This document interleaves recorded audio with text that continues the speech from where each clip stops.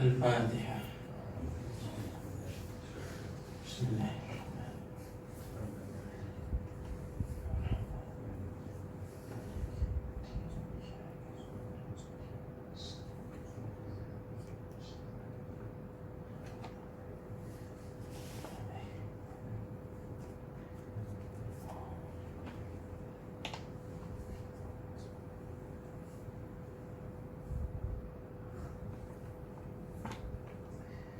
Bismillahirrahmanirrahim. Assalamualaikum warahmatullahi ta'ala wabarakatuh. Alhamdulillah. Alhamdulillahilladzi nazzala al-furqan ala 'abdihi liyakuna lil 'alamin nadhira.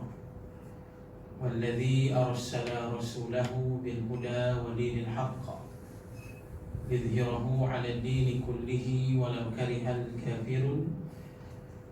أشهد أن لا إله إلا الله وحده لا شريك له وأشهد أن محمدا عبده ورسوله. اللهم صل وسلم وبارك على سيد المرسلين وعلى آله وصحبه أجمعين. سبحانك لا علم لنا إلا ما علمتنا إنك أنت العليم الحكيم. ولا حول ولا قوة إلا بالله العلي العظيم. رب اشرح لي صدري ويسر لي أمري واحلل عقدة من لساني يفقه قولي. أما بعد، فيا عباد الله اتقوا الله اتقوا الله أوصيكم ونفسي بتقوى الله فقد فاز المتقون. قال الله تعالى في كتابه الكريم: أعوذ بالله من الشيطان الرجيم. الحق من ربك فلا تكونن من الممترين. صدق الله العظيم. وقال رسول الله صلى الله عليه وسلم: بلغوا عني ولو آية.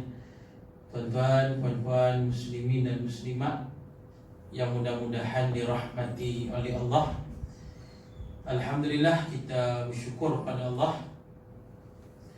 Dengan izin Allah, pada hari ini kita dapat sambung balik pengajian kita yang berdasarkan kitab Tazkirah dan Taujihat Surah Al-Anfal, pengajaran dan teladan dari semasa dan selepas peperangan Badar. Jadi insyaAllah pada hari ini kita sambung pada Tazkirah dan Taujihat ayat yang ke-11, muka surat 24.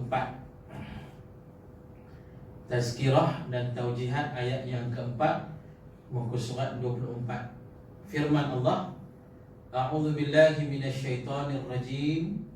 إذ يغشيكم النعاس أمنة منه وينزل عليكم من السماء ماء ليطهركم به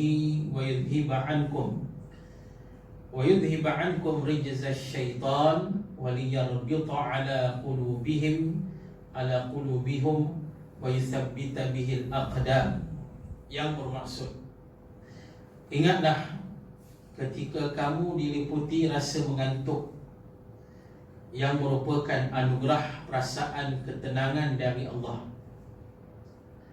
Dan ingatlah ketika Allah menurunkan kepada kamu hujan dari langit supaya kamu boleh bersuci dengannya, menghapuskan gangguan syaitan dari kamu, untuk menguatkan diri kamu dan menetapkan dengannya pendirian kamu di medan perjuangan. Surah Al-Anfal ayat yang ke-11. Baik, penjelasan. Allah memberikan bantuan kepada para pejuang dengan cara yang tidak disangka-sangka.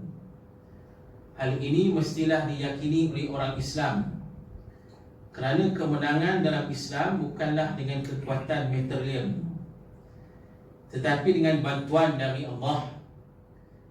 Dalam peperangan Badar, selain bantuan malaikat, Allah juga telah menurunkan dua bantuan yang dapat dirasai secara langsung oleh orang Islam. Baik. Jadi tuan-tuan para muslimin dan muslimat, kita masih lagi membaca ayat-ayat Allah yang berkait tentang peperangan Badar.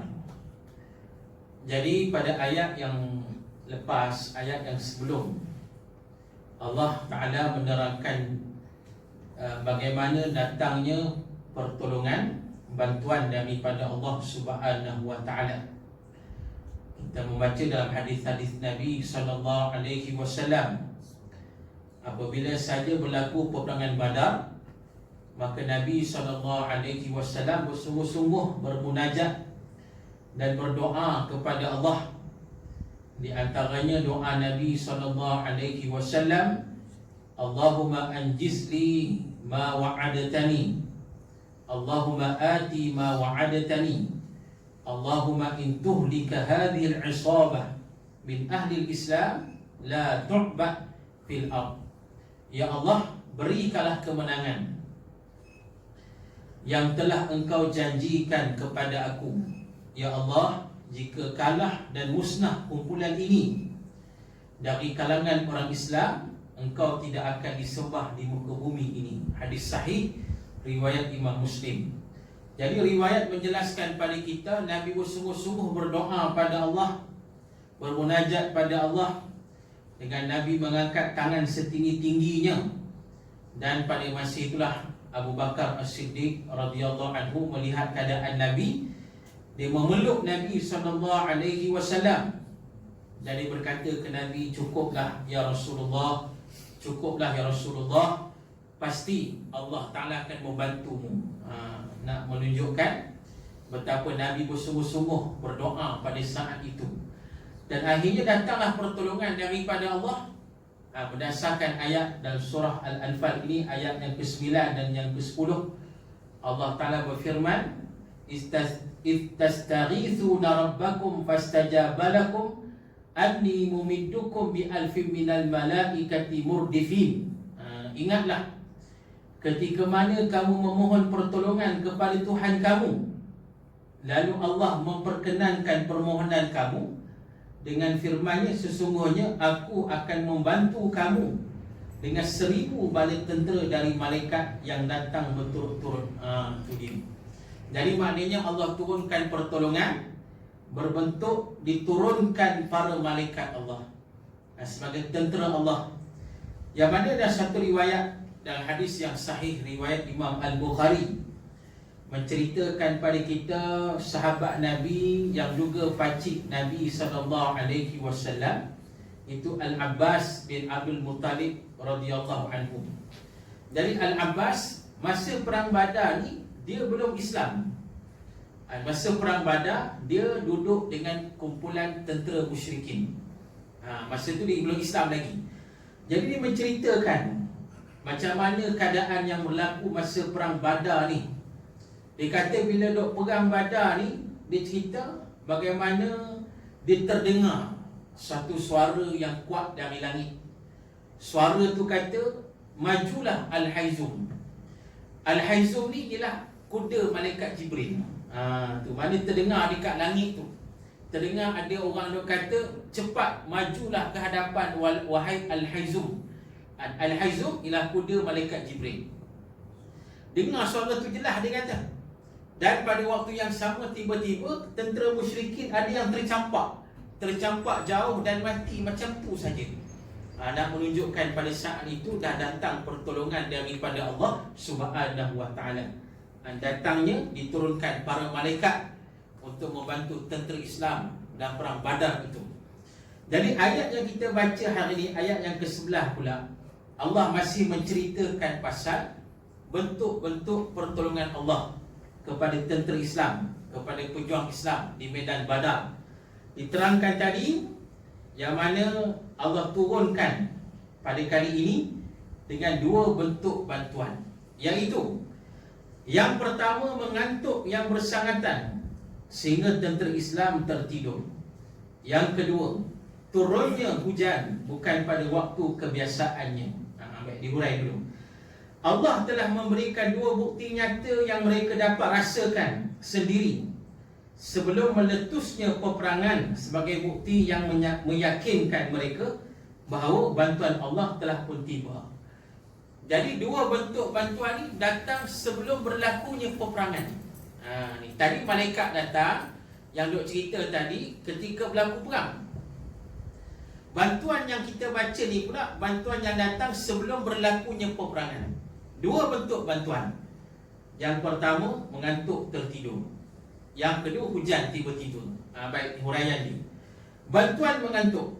Mengantuk berlaku pada malam menjelang pertempuran, pada keesokan harinya. Tampak pada zahirnya tidak wajar berlaku dalam keadaan orang Islam berhadapan dengan peperangan. Sepatutnya mereka berjaga malam untuk mengelakkan dari perkara buruk yang berlaku. Tetapi perasaan mengantuk menimpa tentera Islam sekurang-kurang dengan dua hikmah, iaitu yang pertama, rasa mengantuk itu membolehkan orang Islam tidur lena dan mendapat kerehatan yang mencukupi sebelum bertempur kepada keesokan hari. Yang kedua, rasa mengantuk itu menghilangkan rasa takut dan risau dalam kalangan tentera Islam. Ini membolehkan mereka berani dan semangat di medan peperangan nanti. Itu dia. Ini bentuk yang pertama. Allah Ta'ala berfirman, if yughashikumun nu'asa amanatan minhu. Kata Allah, ingatlah ketika kamu diliputi rasa mengantuk yang merupakan anugerah perasaan ketenangan dari Allah. Bilakah berlaku bantuan ini? Malam sebelum nak bertempur pada esok harinya. Disebut tadi, kalau ikut logik lah tuan-tuan para muslimin, besok nak perang ni, jadi nak tidur pun takut. Kalau kita takut sangat, nak tidur pun tak boleh nak tidur. Dok fikirlah besok perang ni, boleh mati kita ni. Sebab kita sebut dari awal lagi, pada yang lepas-lepas kita dah sebut dah, Perang Badar ni asalnya bukan nak perang. Keadaan tentera Islam yang tak ada persiapan. Sebab mereka keluar dari Madinah ikut Nabi bukan nak perang, tapi sebab nak ambil balik harta mereka yang dirampas oleh Abu Sufyan. Jadi maknanya mereka keluar tu tak ada persiapan nak perang. Riwayat menjelaskan pada kita, yang keluar 313 orang tu, yang bawa senjata hanya 2 orang saja. Memang tak ada persediaan, sebab mereka fikir bukan nak perang. Dan pada waktu yang sama, tentera musuh ada persiapan. Mereka punya ramai 1000 orang dengan lengkap bersenjata yang lengkap dan tentera-tentera yang terlatih. Jadi menyebabkan keadaan ini sangat menakutkan sebenarnya. Sebab ini cerita perang, hidup dan mati. Itu dia. Jadi bayangkan besok nak perang ni dalam keadaan susah, dalam keadaan tekanan, dalam keadaan takut, dalam keadaan bimbang. Kalau ikut logik, memang tak boleh tidur lah kita ni, takut sangat. Tapi yang peliknya, pada malam tersebut tiba-tiba mereka rasa mengantuk sungguh.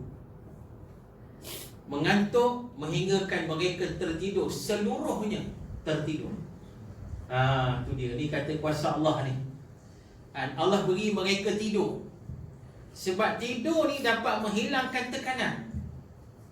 Tidur ni dapat menghilangkan rasa takut tadi dan mengembalikan kekuatan. Ni tuan-tuan tengok, yang kata tidur ni nikmat besar yang Allah kurniakan kepada kita. Pasal itu kalau kita baca Quran, lebih kurang 4 atau 5 ayat tentang tidur. Nak terang pada kita, tidur tu nikmat besar yang Allah kurniakan pada kita.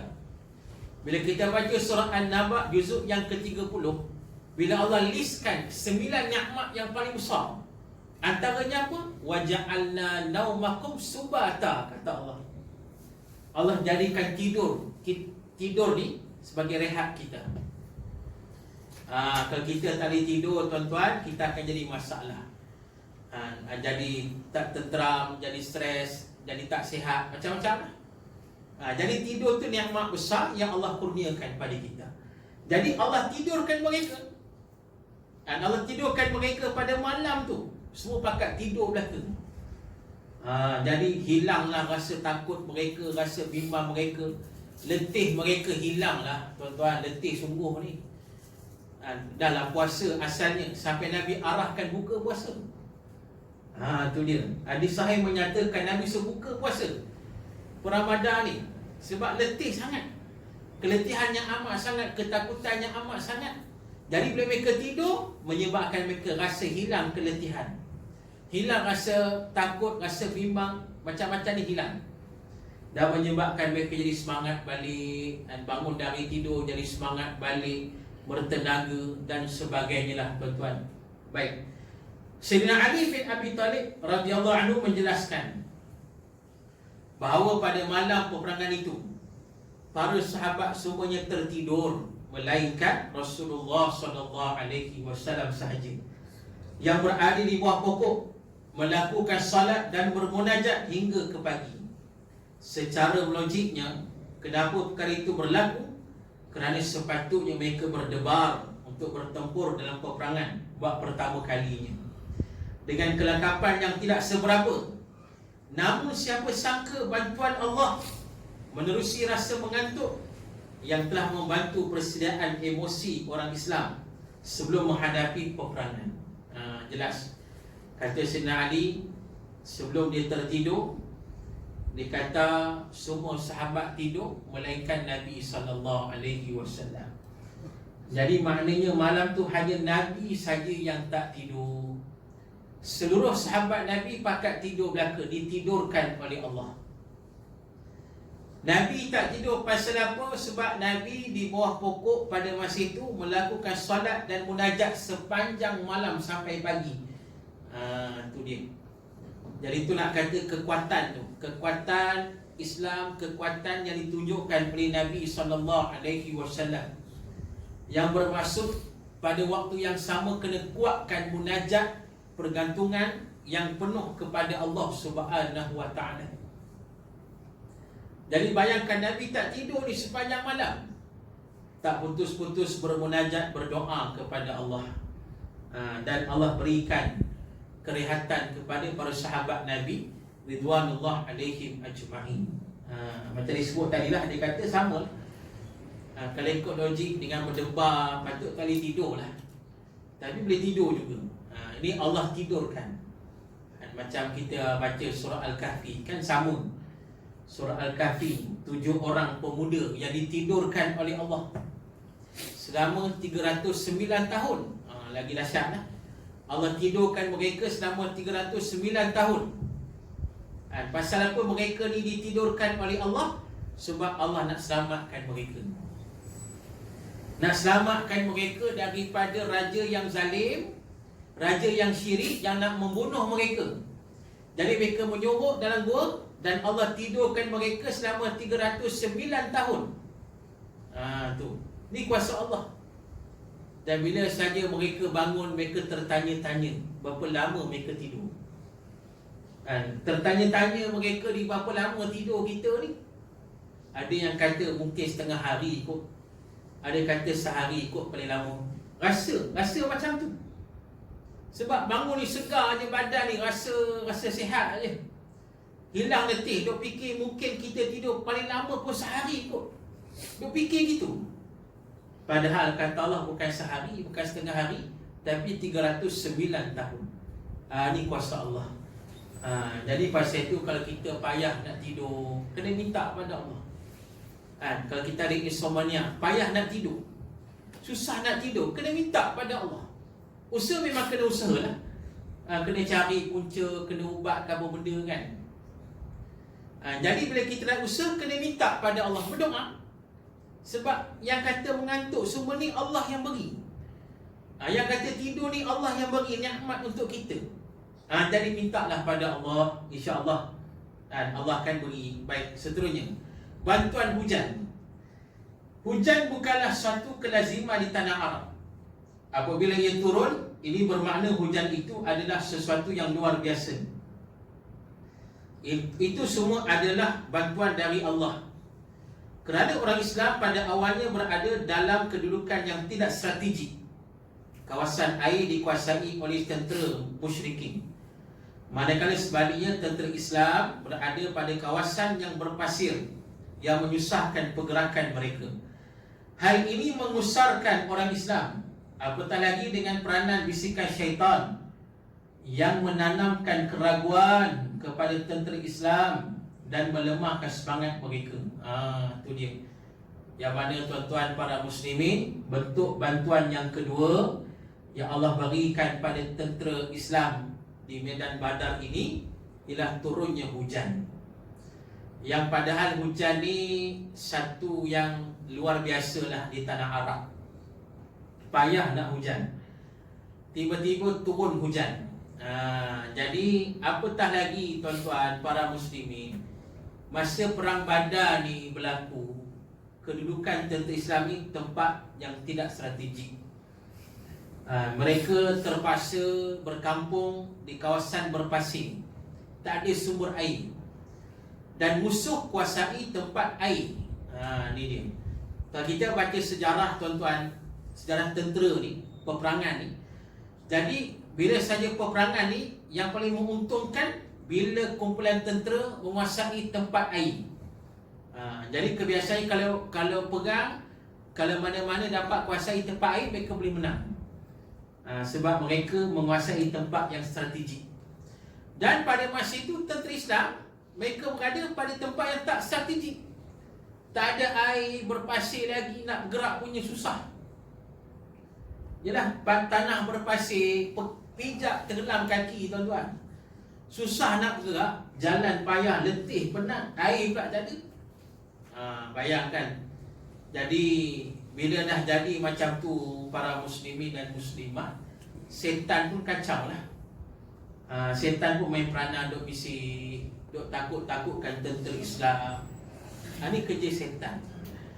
Apa saja kerja kebaikan kita nak buat, setan akan bisik. Apa saja, nak berjihad ke, nak berdakwah ke, nak berinfak ke, nak beribadat ke, nak beramal ke, apa saja kita nak buat kebaikan, setan akan kacau, dia akan bisik. Dia akan menakut-nakutkan kita, dia akan bimbang-bimbangkan kita, dia melemahkan semangat kita. Ini setan. Tengah semayang pun setan kacau. Macam satu hari seorang sahabat Nabi datang bertemu dengan Nabi SAW.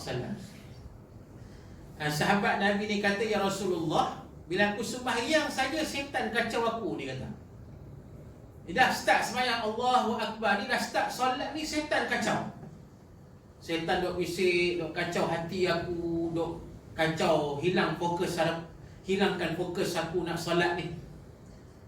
Jadi sahabat Nabi ni tanya, nak buat macam mana ya Rasulullah? Maka kata Nabi SAW, setan yang kacau tengah salat ni nama dia Khanzab, kata Nabi. Ada jenis setan nama Khanzab. Khanzab ni kerja dia mengganggu orang tengah solat. Tu dia. Kalau kita solat ni tuan-tuan hilang tumpuan, kita solat ni duk fikir benda lain, kita solat ni duk fikir macam-macam hal dunia ke apa, hilang tumpuan, hilang fokus, maknanya Khanzab dah mengacau kita pada masa itu. Khanzab sudah mengganggu kita. Jadi kata Nabi SAW, bila berlaku demikian, cepat-cepat kita baca isti'azah. A'udzubillahi minasyaitanirrajim. InsyaAllah setan Khanzab ni akan lari, tak berjaya nak kacau kita. Itu nak bagi contoh. Mana tengah solat pun setan kacau. Jadi macam itulah para sahabat ni, bila dah susah macam tu, dengan tanah berpasir, pijak tenggelam kaki, penat, letih, air tak ada. Jadi setan pun duk bisik, kata, "Itulah kamu menyusahkan diri. Berapa penat-penat nak pergi perang macam ni." Setan pun duk bisik habis, nak melemahkan semangat tentera Islam. Baik, seterusnya, setan membisikkan pada tentera Islam bahawa tiada harapan bantuan dari Allah kerana jumlah yang sedikit dan berada pula dalam keadaan yang kedudukan yang tidak strategik. Setan membayangkan kekalahan yang akan menimpa orang Islam, menakut-nakutkan. Bisikan syaitan yang cukup licik ini bertujuan untuk menanam rasa gemetar pada diri tentera musuh. Namun Allah telah menurunkan hujan yang lebat sehingga dapat mententeramkan mereka. Dengan hujan ini, debu dari pasir itu hilang dan pasti itu pun kejat dan teguh, lalu menyelesaikan kesusahan pergerakan mereka. Mereka juga dapat bersuci dan dapat menyegarkan badan. Turunnya hujan ini telah menambahkan keyakinan kepada orang Islam bahawa bantuan Allah telah tiba. Ini merupakan perkara yang luar biasa, kerana hujan turun dengan sangat lebat dan bukan pada musimnya. Lalu keraguan yang dibisikkan oleh syaitan pun hilang begitu sahaja. Itu dia. Jadi maknanya tuan-tuan, disebut tadi setan ni dibisik nak menakut-nakutkan. Macam kita baca ayat tentang sedekah, kan Allah kata asyaitanu ya'idukumul faqra wa ya'murukum bil fahsya. Allah kata bila kita nak sedekah, setan dia akan bisik apa? Dia takut-takutkan kita. Dia takutkan kita dengan kemiskinan. Kalau kau sedekah, kau jadi miskin. Kalau kau sedekah, kau jadi hilang harta, habis. Jadi setan ni dia bisik macam tu. Ditimbulkan ketakutan. Macam itulah tentera Islam ni dan perang Badar ni. Setan timbulkan ketakutan. Dia timbulkan kamu akan kalah, kamu akan mati. Allah Ta'ala dah biarkan kamu semua. Kamu ni senjata pun tak ada, alat perang apa pun tak ada, habislah kamu semua. Tu maknanya ini kerja setan ni. Sangat bahaya ni. Jadi para muslimin dan muslimat disebut tadi, dengan tiba-tiba turunlah hujan dengan lebat, tak disangka-sangka. Ini bantuan daripada Allah. Bila turun hujan, bukan hanya sekadar menyegarkan badan, bukannya sekadar dapat minum tentera Islam ni, tapi pada waktu yang sama menyebabkan tanah yang berpasir tadi menjadi keras. Jadi kejat, teguh, keras, dan hilang debu-debu. Maka menyebabkan senang pergerakan tentera Islam. Yang pada asal tadi kita sebut susah nak gerak, tanah berpasir, sampai berjalan tenggelam kaki, penat, berdebu lagi, memang letih. Itu dia. Jadi bila turun hujan lebat ni menyebabkan tanah jadi keras, jadi kejap, hilang habis debu tadi. Maka memudahkan pergerakan tentera Islam, memudahkan mereka berperang. Inilah pertolongan daripada Allah yang menyebabkan hilang habis rasa takut tadi, hilang habis rasa bimbang tadi, dan mereka bertambah yakin pada janji Allah dan Rasul sallallahu alaihi wasallam. Baik, Allah telah membantu kemenangan tentera Islam dengan didatangkan rasa mengantuk dan diturunkan hujan sebelum meletusnya peperangan.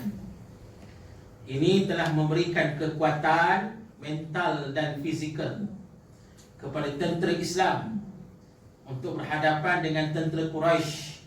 Inilah bantuan daripada Allah yang tidak disangka-sangka. Akhirnya tentera Islam menjadi kuat dan bersemangat untuk bertempur, biarpun mempunyai bilangan yang sedikit dan persiapan material yang kurang. Dengan ini, para pejuang Islam mestilah mempunyai keyakinan yang teguh dengan bantuan Allah. Oleh sebab itu, Allah sengaja menarik perhatian orang Islam dalam ayat ini agar mengenang kembali bantuan yang diberikan kepada mereka, agar lebih yakin dan bersyukur. Maka bertawakal kepada Allah merupakan suatu kemestian dalam perjuangan Islam. Dalam surah Taha dan surah At-Talaq, surah At-Talaq, Allah telah menyebut bahawa orang yang takut kepadanya dan bertawakal, dia akan memberikan jalan keluar, memberi rezeki dengan cara yang tak disangka, dan mencukupkan keperluannya. Allah Ta'ala berfirman, A'udzubillahi minasyaitanir rajim, wa may yattaqillaha yaj'al lahu makhraja warzuqhu min haitsu la yahtasib wa may yatawakkal 'ala Allah fa huwa hasbuh. Dan sesiapa yang bertakwa kepada Allah dengan mengerjakan suruhannya dan meninggalkan larangannya, nescaya Allah akan mengadakan baginya jalan keluar dari segala perkara yang menyusahkannya, serta memberinya rezeki dari jalan yang tidak terlintas di hatinya. Dan ingatlah, sesiapa berserah diri bulat-bulat kepada Allah, maka Allah cukuplah baginya untuk menolong dan menyelamatkannya. Surah At-Talaq ayat 2 dan ayat 3. Jelas. Maknanya cerita bantuan Allah ni bukan cerita untuk perang Badar saja, tapi bantuan Allah ni untuk kita juga, bagi mereka yang beriman, yang bertakwa kepada Allah. Dan bila kita beriman, kita bertakwa, Allah akan berikan bantuan ke atas kita. Berdasarkan ayat tadi, surah At-Talaq ayat yang kedua dan ayat yang ketiga, ayat yang sangat terkenal. Orang kata ayat 1000 dinar. Ayat ni Allah bagi jaminan kepada siapa? Wa may yattaqillah, kepada mereka yang bertakwa kepada Allah. Orang yang bertakwa ni yaj'al lahu makhraja, Allah akan keluarkan mereka dari kesusahan. Kita hadapi dekat dunia ni banyak kesusahan. Sekarang kita diuji.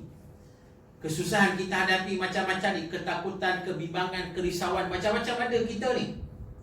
Jadi bila kita bertakwa pada Allah, Allah akan tunjuk kita jalan keluar dari kesusahan. InsyaAllah kita akan dapat jalan untuk keluar dari kesulitan kita, kepayahan hidup kita dan sebagainya. Dan kemudiannya kata Allah, warzuqhu min haitsu la yahtasib, dan Allah akan beri kita rezeki yang kita tak sangka-sangka, dari jalan yang kita tak sangka. Tiba-tiba datang rezeki, dapat rezeki tak disangka-sangka pun. Ini semuanya dengan izin Allah. Allah akan tolong pada setiap mereka yang bertakwa pada Allah, dan mereka yang bertawakal, yang bergantung penuh kepada Allah Subhanahu wa ta'ala. Jadi kerana itu kita ambil iktibar, pedoman daripada ayat perang Badar ini, macam mana datangnya pertolongan daripada Allah. Allah berikan pertolongan pada setiap hamba-Nya yang beriman, yang bertakwa kepada Allah Subhanahu wa ta'ala. Jadi tuan-tuan, para muslimin dan muslimat, insya-Allah cukuplah sekali itu. Kita akan sambunglah kuliah kita ni pada bulan depan. Marilah kita tangguhkan dengan kita membaca tasbih kafarah dan suratul Asr.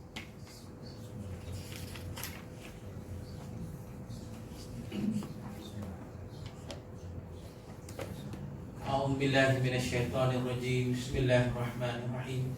Alhamdulillahi rabbil alamin, wassalatu wassalamu ala asyrafil anbiya'i wal mursalin wa ala alihi wa sahbihi ajma'in. Radina billahi rabba wa bil islam dina wa bi Muhammadin nabiyyan wa rasula. Allahumma aghnina bil ilmi wa zayyinna bil hilmi wa akrimna bit taqwa wa jamilna bil afiyah. Allahumma inna na'udzubika min zawali ni'matik wa ta'awuli afiyatik wa fujaati niqmatik wa jami'i sakhatik. Allahumma inna na'udzubika minal barasi wal junud wal judam wa min sayyi'il asqam. Walhamdulillahi rabbil alamin. Siru ala barakatillah. Assalamualaikum warahmatullahi ta'ala wabarakatuh.